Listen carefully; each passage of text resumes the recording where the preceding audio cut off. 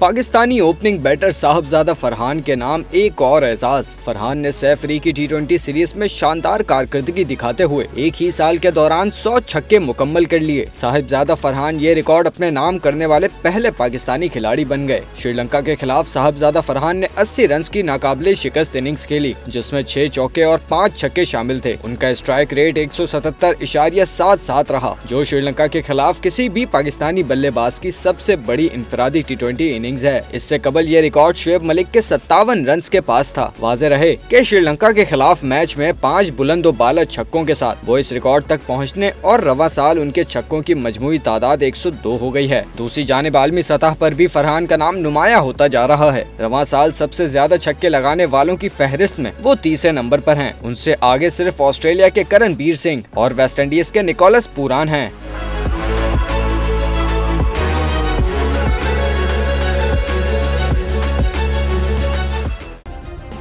Subscribe करें और bell दबाएं ताकि कोई खबर रह न जाए।